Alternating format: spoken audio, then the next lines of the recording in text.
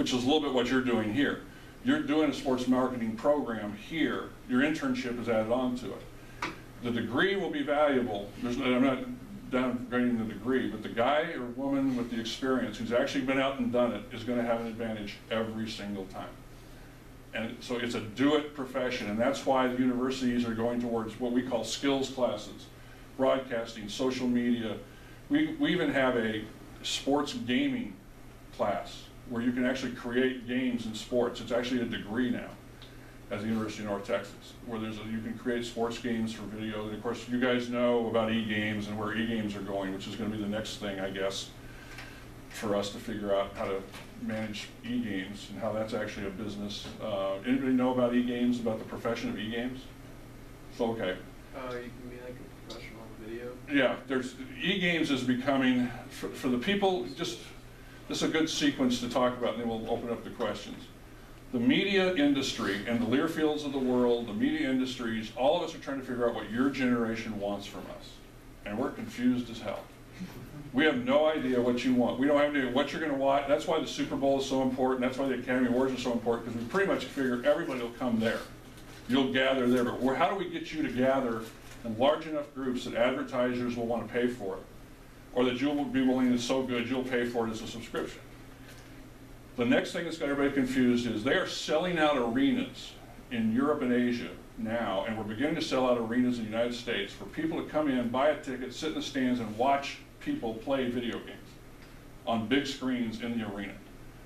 If you want to just blow your mind, if you don't know about it, it's a whole industry. There are e-games competitors, guys and women who are good at e-games who are making $1 million, $2 million a year playing video games.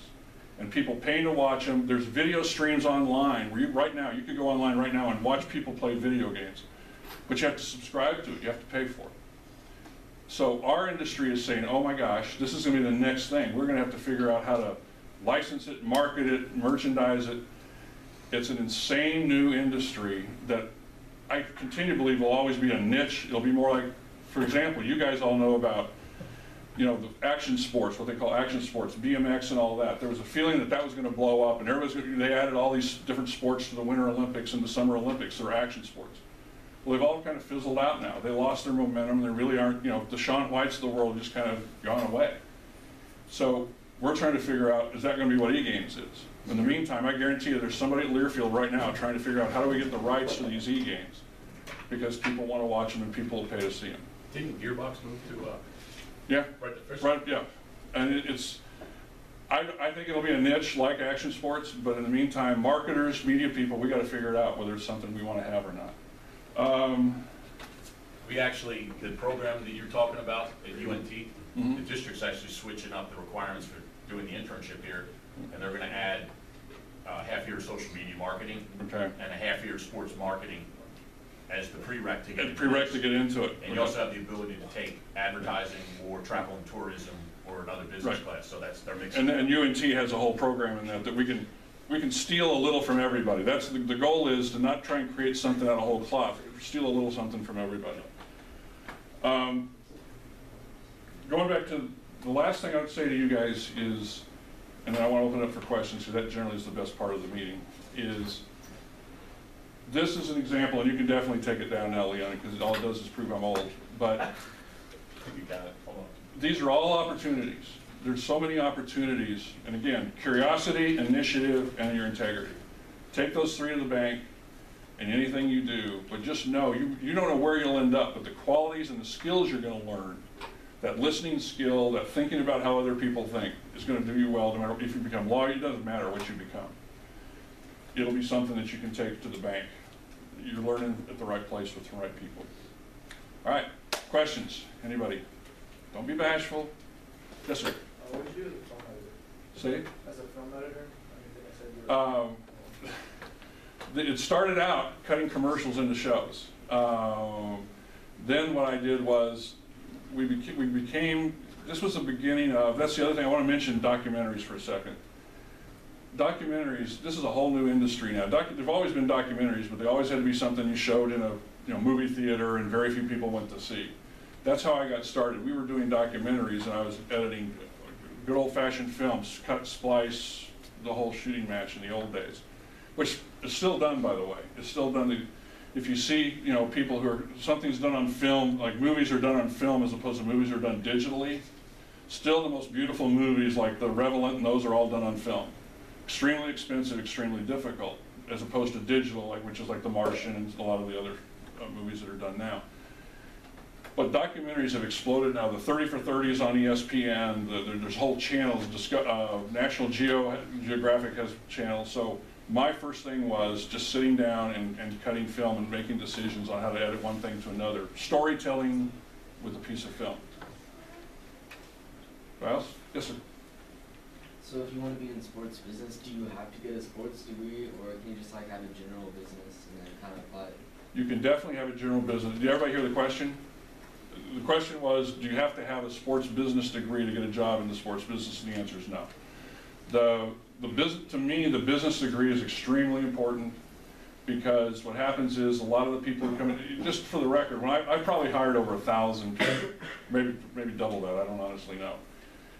But walking in and saying, hey, I know a lot about sports, I have a really successful fantasy team, there's millions of you. It's the do it part that's important. What's missing in a lot of people's degrees is the business sense, a basic accounting degree, a basic marketing, just fundamental stuff like that, which comes out of a business degree. That plus the experience will go a lot further than just having a sports management degree. There's this idea that if you come out of the University of Ohio with a postgraduate degree in sports management, then you're going to be an athletic director. And there's a pretty good track record for that. But if you haven't already been working through it, and Ohio has a great program, if you haven't already been working through it, most of the guys who come out of Ohio have already been in an athletic department for 5 or 10 years before they go back for that degree. That's generally what happens. You get in the business, you work your way through the business, then you go for the postgraduate degree 10 years in or something that gets you specifically into sports management. Anybody else? Yes, sir. Who's the coolest athlete you've met? Coolest athlete I've met? Probably the coolest athlete I've ever met is Magic Johnson. He's spectacular. You may or may not know, if you do the wiki page, who I don't know who does those things, but I'm the guy that hired Charles Barkley. I'm the reason Charles Barkley's on television, if you're an NBA fan. I was running Turner Sports at the time, and Charles was retiring. And I hired him. I actually tried to hire Magic first, but Magic was too busy making millions in the real estate business. He was not interested. He ended up doing television, but if you followed Magic Johnson's career, he got bored with it because he's making millions in the real estate industry. I hired Charles Barkley. How many of you know who Charles Barkley is? Hopefully it's everybody. Okay, it's good and bad. I hired Charles with the idea that he would say outrageous things, that he was really a different look for Turner Sports. Previously I'd hired Ernie Johnson to be the host of our Inside the NBA show. That show started with me back in the early 90s. We're into our 26th year, I think, of Inside the NBA. With Ernie wasn't the original host. So I hired Charles with the idea that he would be very creative, very funny, that he'd eventually get bored with it. And so I would have bet my house that he would be gone in 2 or 3 years. Mainly because he'd get bored with it, but secondarily that he'd say something so outrageous that I'd have to fire him. Well, for some reason he didn't get bored, mostly because they're paying him about 15 times what I was paying him at the time. But also he says outrageous things and nothing happens. So he's got this career now of being the most identifiable athlete, spokesperson, expert on everything, which I can't even imagine is still happening. We still have a joke going on. When I got to the Golf Channel, I created a show at the Golf Channel called Fixing Charles Barkley, which was his golf game.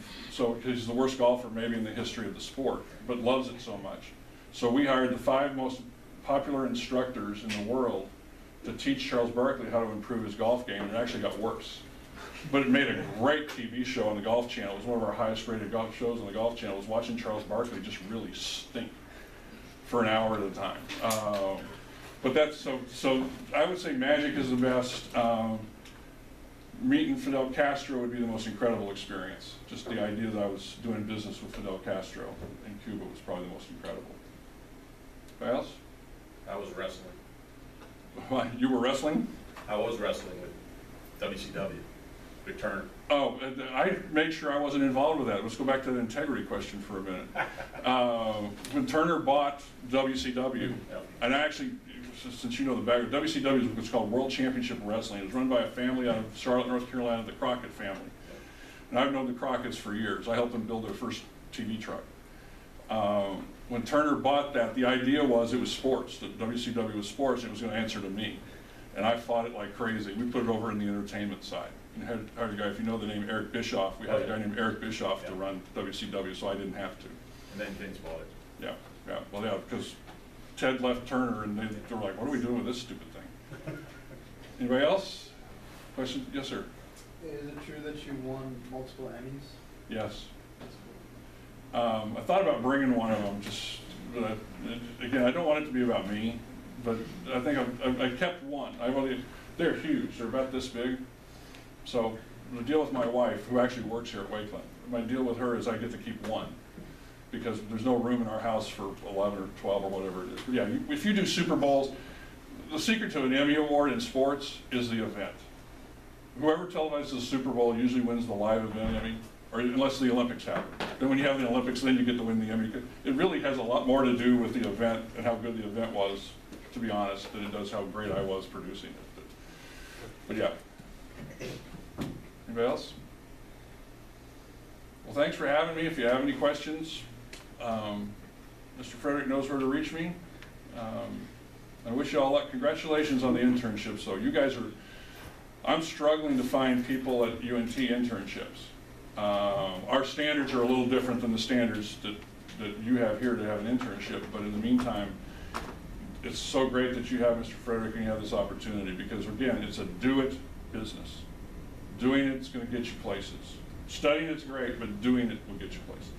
We've got him PMI, Pro Futsal League. We've got the YMCA, who's on the end down there.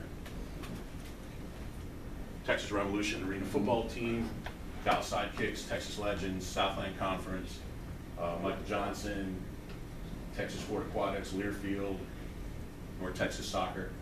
So that's where they are. We've already talked to Cowboys FC and BSN for next year, so we're getting that coming Well, on. when we get going, when we get UNT's program over here, there'll be a lot of cooperation between the school districts. We're not going to do anything in here without dealing directly with the school districts and making sure that what you learn here, you don't have to relearn again. That's what I'm trying to get some kind of an AP program or something in this.